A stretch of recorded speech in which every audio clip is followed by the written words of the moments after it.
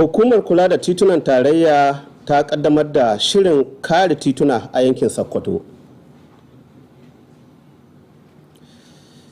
An dakatar da sakataren zartaswa ta hukumar kula da lafiya a matakin farko ta jihar Sokoto Dr. Lare Aliyu Tambol. Masu kallon assalamu alaikum, barkamu da saduwa da ku a labaran Nta Sokoto. Yau muna Alhamis 10 ga watan Rabi'u Sani na shekara ta 1447 bayan hijirar hiyayyen talika annabi Muhammad sallallahu alaihi wasallam daga Makka zuwa Madina, daidai da 2 ga watan Oktoban shekara ta 2025 miladiyar haihuwar annabi Isa alaihi salam. Sunana Dalhatu Abdullahi Safiyal Magori. Haka ma za ku iya kama mu a shafukanmu na sada zumunta, wato na Facebook at Nta Sokoto News Update ko kuma YouTube Nta Sokoto Live Stream.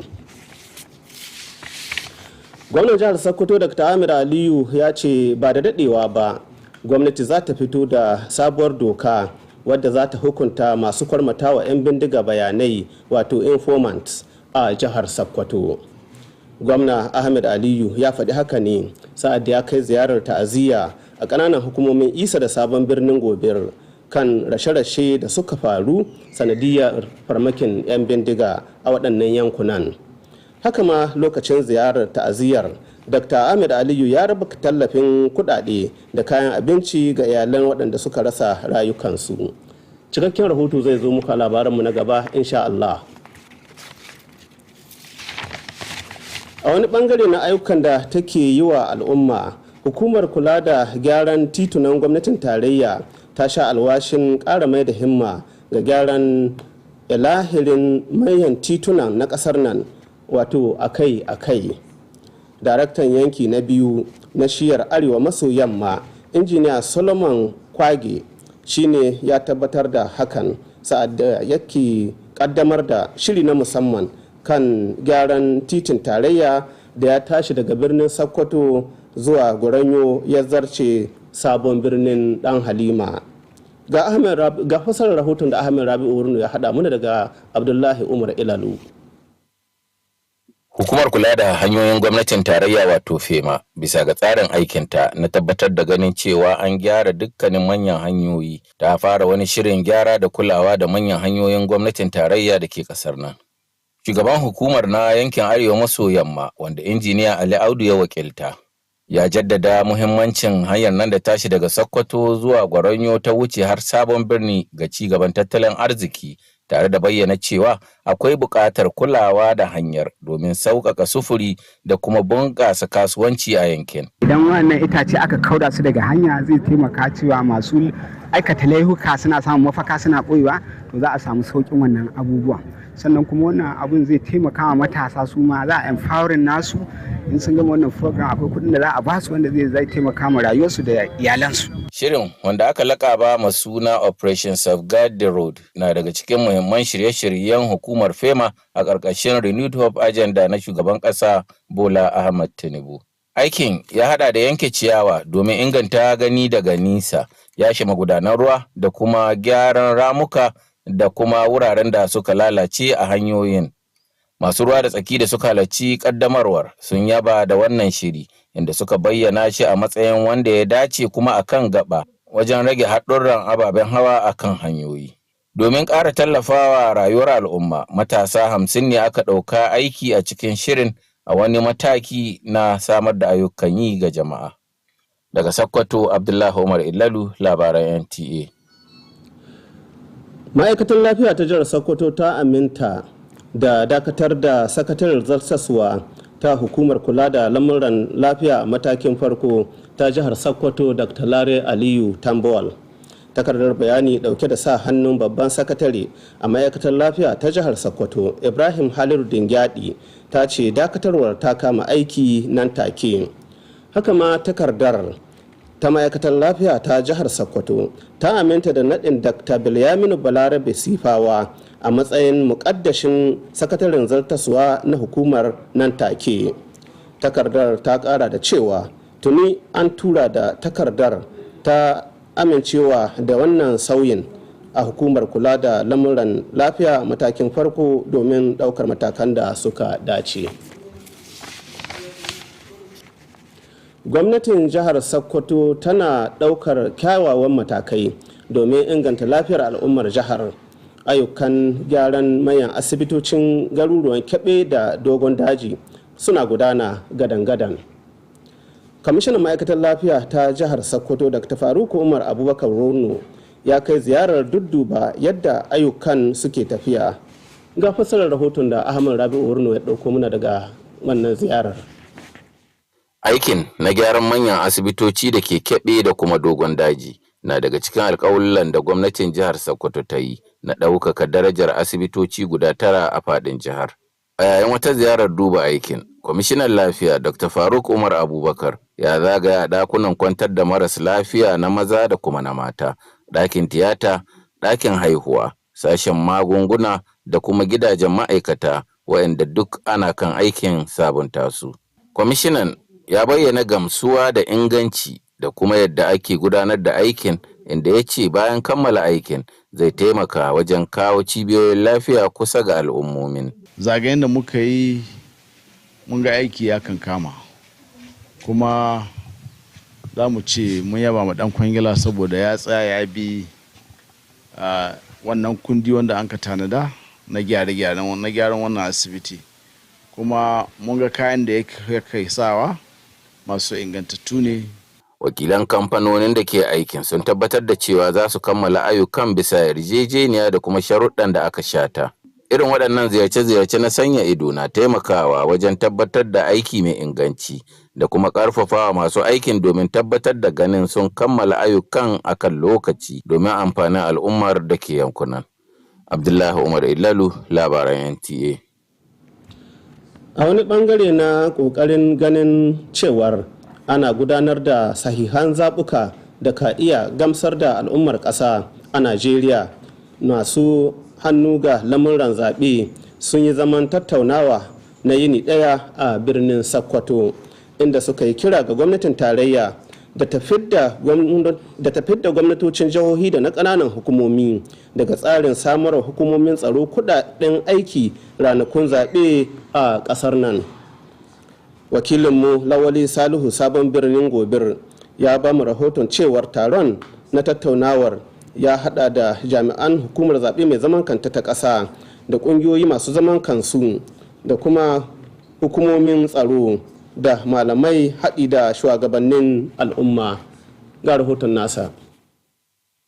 Gyaran dokar zaɓe a Najeriya dai na da manufar inganta zaɓe domin ganin cewa an gudanar da zaɓe sahihi wanda yake karɓaɓɓe ne ga dukkan 'yan ƙasa. Wanda a wannan taron na masu ruwa da tsaki ya dai mai da hankali ne game da tattaunawa akan ababen da suka jibanci ƙalubalai da kuma mafita, tare da tsokaci ga abubuwa da suka jibanci ilmantar da masu jefa ƙuri'a da kuma gyaran zaɓe shi kansa, tare da yin sahihin zaɓe da kuma bin dokokin da suka dace domin gudanar da zaɓe kamar yadda ya kamata. Hukumar zaɓe mai zaman kanta na ƙasa da ke nan Sokoto ya da kira ga waɗanda suka cancanci jefa ƙuri'a da su garzaya su amshi katin jefa ƙuri'a a cire nan na amsa katin zaɓe wanda ake kan yi a yanar gizo. Ina mai cewa rashin yin hakan zai sa a bar su a baya wajen dama da su akan ababen da suka jebanci siyasa da kuma jefa ƙuri'a a ƙasar nan. Dama ce jama'a suka samu, kuma muke ƙoƙari mu yi kira gare su da cewa waɗannan sabbin ruhuna ɗin ai ƙoƙari a cike su.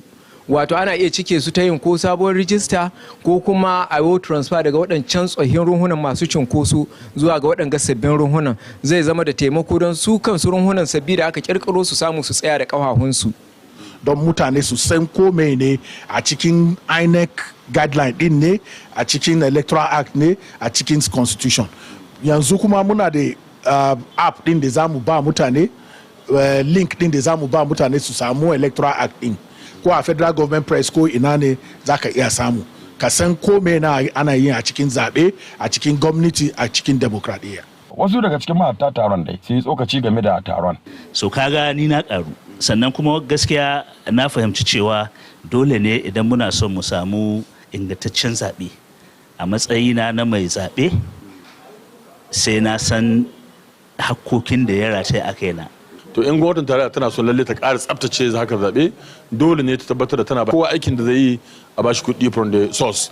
Wannan zai sa a ƙara samun kowane su, kuma a ƙara jadawalin karantar su da koyar da su ayyuka wannan nan gaba kaɗan insha Allah zaɓe zai koma wanda ya kwaɗi ma zai samu confidence har ya kire wanda ya ce ta yashi murna. Sakamakon tattaunawa dai kan iya zama mai alfanu ga gyara zaɓe a ƙasar nan. Daga Sokoto, Lawali Salisu a birni, labaran NTA.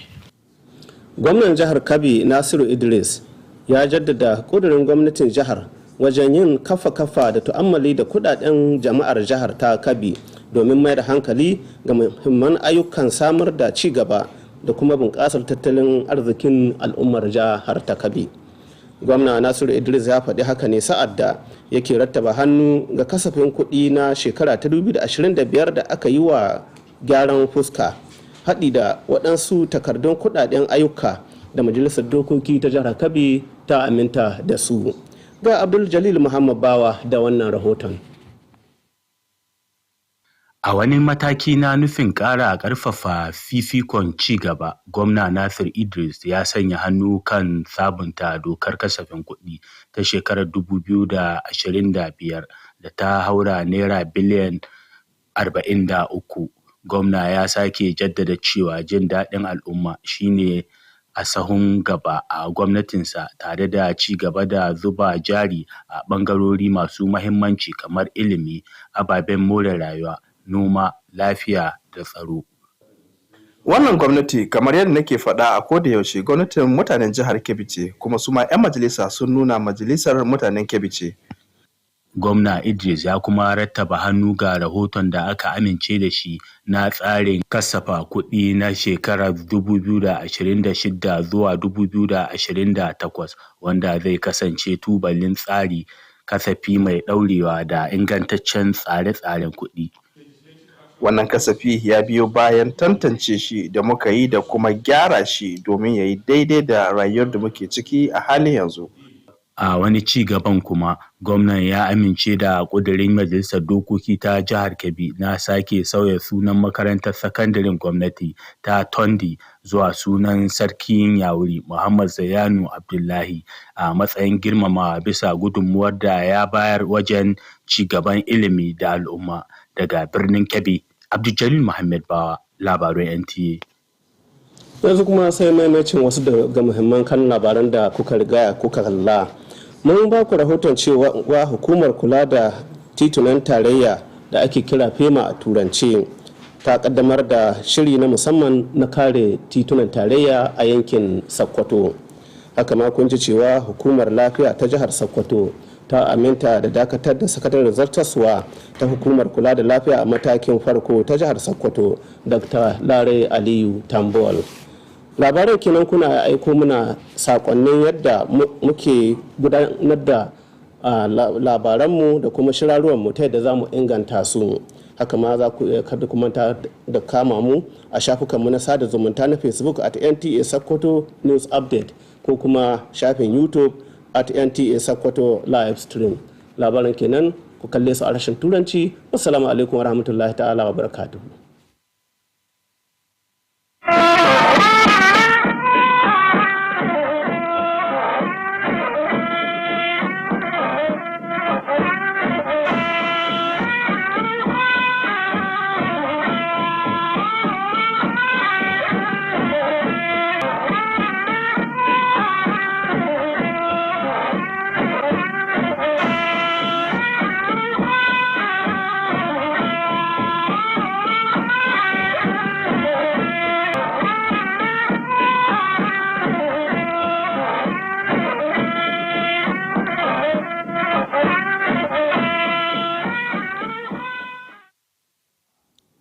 Federal Road Maintenance Agency launches Operation Safeguard the Road in Sokoto Zone. Sokoto State Primary Healthcare Development Agency Executive Secretary Dr. Lara Lutembo suspended. Good evening and welcome to NTA Sokoto News. Today is 10th day of Rabi'u Thani 1447 after Hijrah of Prophet Muhammad, peace and blessings of Allah from Makkah to Medina, which is equivalent to 2nd October 2025. Remember that you can watch this news live on our social media handles, on Facebook at NTA Sokoto News Update and on YouTube at NTA Sokoto Live Stream. I'm Ali Muhammad Kawai. The Sokoto state government says a new law will soon be introduced to deal with informants believed to be aiding bandits in the state. Governor Ahmad Ali disclosed this during a condolence visit to Isa and Sabambirni local government areas following recent bandit attacks. The governor also presented cash and food items to families of the victims as relief support from the state government. Details on this will come your way, inshallah, in our subsequent bulletin. As part of its corporate social responsibility, the Federal Roads Maintenance Agency, FREMA, has pledged to intensify routine maintenance along federal highways. The zonal director in charge of Northwest Zone 2, Engineer Solomon Kwahe, made this known while flagging off Operation Safeguard the Road along the Sokoto-Gorenyo-Ilela-Sabambirni route. Abdullahi Umar Ilelu has the details. The Federal Roads Maintenance Agency, FEMA, in line with its core mandate of ensuring safer and more motorable highways, has commenced an intensive maintenance drive across federal roads. Represented by Engineer Ali Audu, the Zonal Director for Northwest Zone 2 underscored the socio-economic importance of the Sokoto-Goronyo-Sabon-Birni road, stressing the need for sustained maintenance to ease transportation and boost local commerce. The program, Operation Safeguard the Road, is one of the famous flagship initiatives under President Bola Ahmed Tinubu's Renewed Hope agenda. It covers vegetation control, visibility enhancement, the silting of drainages and culverts, as well as the repair of potholes and failed sections of the roads. Vegetation control means to clear shrubs and trees away from the roads so that it will enhance visibility and the safety for the roads, because some areas where there are some heavy shrubs and trees, bandit can use it to attack or do some threats to the peoples. A number of participants have been engaged who are from these localities, so it's also a form of job creation and empowerment program by the government. Stakeholders present at the event commended FEMA for the initiative, which they described as timely and necessary to reduce road accidents. To further empower communities, 50 youth have been engaged to participate in the program as part of its job creation component. In Sokoto, Abdullah Omar Ilalu, NTA News. The Sokoto State Ministry of Health has announced the suspension of Dr. Lare Aliutambol from her position as Executive Secretary of the State Primary Healthcare Development Agency. In a statement signed by the Permanent Secretary, Ibrahim Halurudin Gyadi, the ministry disclosed that the decision takes immediate effect. According to the statement, Dr. Bilyaminu Yari Sifawa has been appointed to assume duty as Acting Executive Secretary of the agency with immediate effect. It added that the ministry has conveyed the directive to the State Primary Healthcare Development Agency for necessary action. Efforts to improve rural healthcare services are gaining ground in Sokoto as the state government intensifies rehabilitation of general hospitals in Kebe and Dogondaji. To this end, the Commissioner of Health, Dr. Baruk Umar Abubakar, has inspected the projects to assess the level and quality of work done so far. Abdullah Umar Ilalu reports. The rehabilitation of Kebe and Dogondaji General Hospitals is part of the 9 facilities approved for upgrade by Sokoto State Government. During an inspection visit, the Commissioner for Health, Dr. Faruk Umar Abubakar, assessed ongoing works at the male and female wards, theater room, labor room, pharmacy department, and staff quarters, all of which are undergoing total renovation. The Commissioner expressed satisfaction with the progress and quality of materials used by the construction firms, noting that upon completion, the project will bring healthcare services to the doorsteps of the affected communities. Work that has commenced in NS is quite interesting and encouraging, because we notice the contractor is strictly adhering to the bill of quantity. And we notice massive and adequate replacement using quality materials. We also advise where there is need to improve. Representatives of the construction firms assured that the projects will be delivered according to specifications.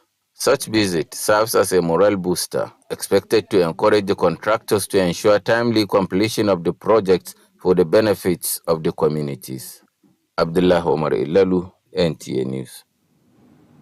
In a move aimed at strengthening the conduct of free, fair and credible elections in Nigeria, stakeholders at a one-day interactive session on electoral reforms in Sokoto have appealed to the federal government to directly handle cash allocations to security agencies instead of channeling them through the subnationals.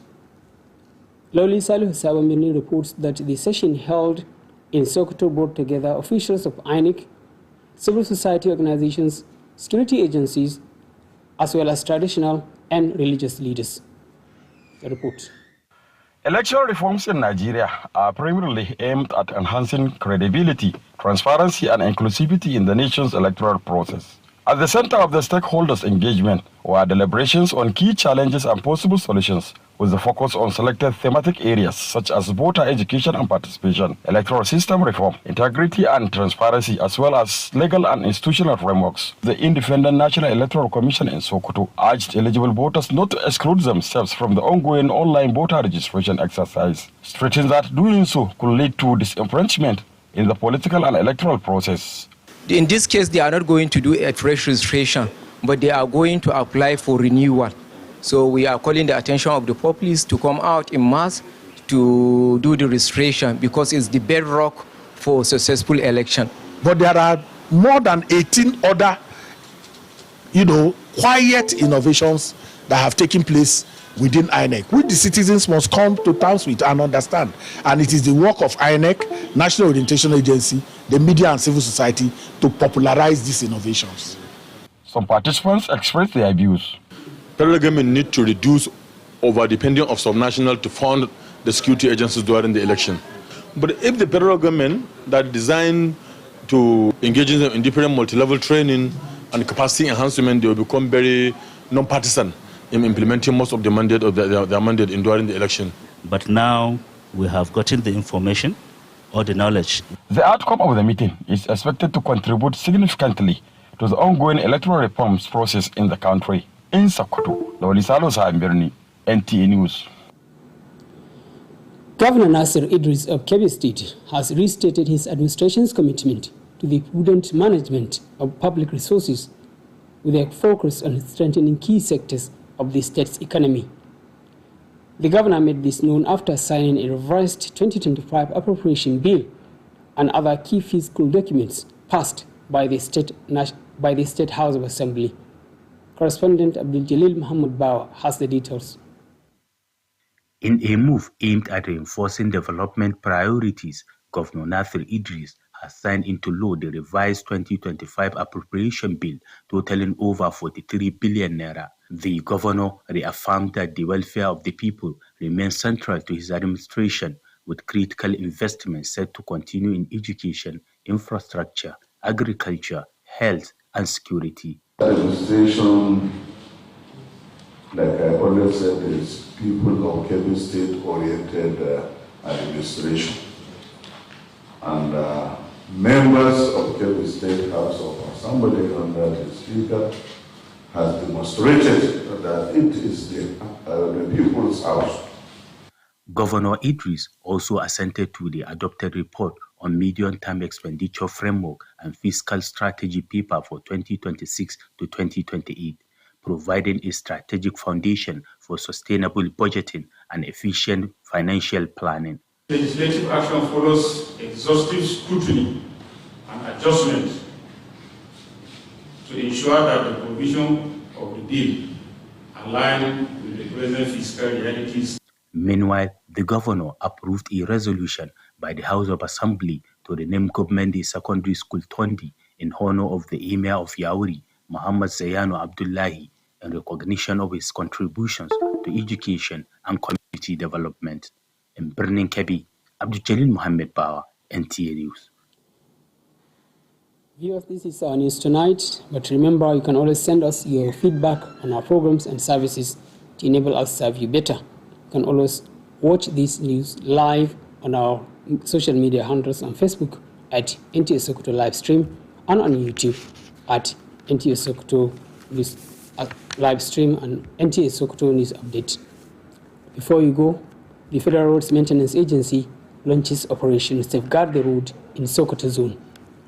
And Sokoto State Primary Healthcare Development Agency suspended Dr. Lare Aliyu Tambol as Executive Secretary of the agency. Thank you for watching Nta Sokoto News. Good night.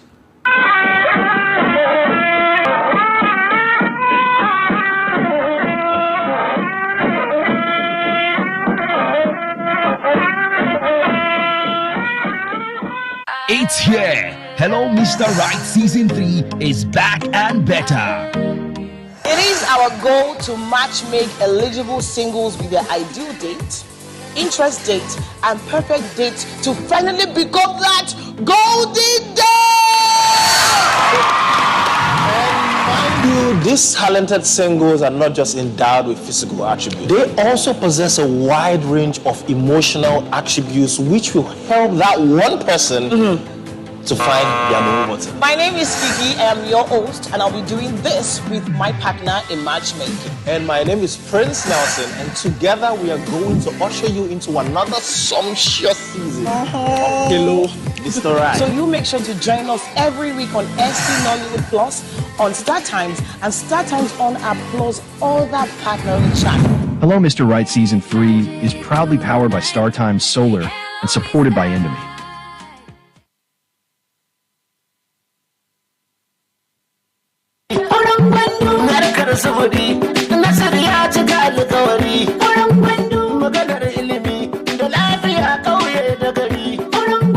Zarumin Gwandu, Sarkin Yamman Jega, Khairullah Abdullahi, yana taya mai girma shugaban ƙasa jagoran demokradiyya Asiwaju Bola Ahmed Tinubu da gwamnan. Littafin Hisnul Muslim, wato garkuwan musulmi, daga cikin zikirorin Qur'ani da sunna ta manzon Allah sallallahu alaihi wa alihi wa sallam. Kada ku manta, a kowane mako akwai shirin Hisnul Muslim tare da Prof. Isa Ali Fantami a gidan talabijin na Nta Sokoto. Wannan shiri na addinin Musulunci yana zuwa ne domin tunatar da mu muhimmancin addu'o'i da kuma yadda za mu gudanar da su a rayuwarmu ta yau da kullum. A tuna duk ranar Asabar da karfe 10 na dare a tashar Nta Sokoto. All bets on sports. One is fair. Huge winnings. One is fair. High odds. One is fair. Fast pay. One is fair.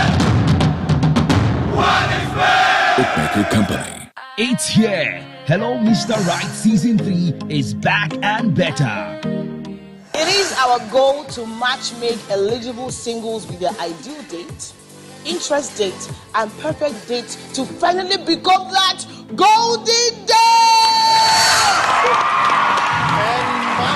These talented singles are not just endowed with physical attributes. They also possess a wide range of emotional attributes which will help that one person to find their main button. My name is Kiki, I am your host, and I'll be doing this with my partner in matchmaking. And my name is Prince Nelson, and together we are going to usher you into another sumptuous season of Hello, Mr. Right. So you make sure to join us every week on ST Nollywood Plus, on Star Times, and Star Times on our Plus other partnering channel. Hello, Mr. Right Season 3 is proudly powered by Star Times Solar and supported by Indomie.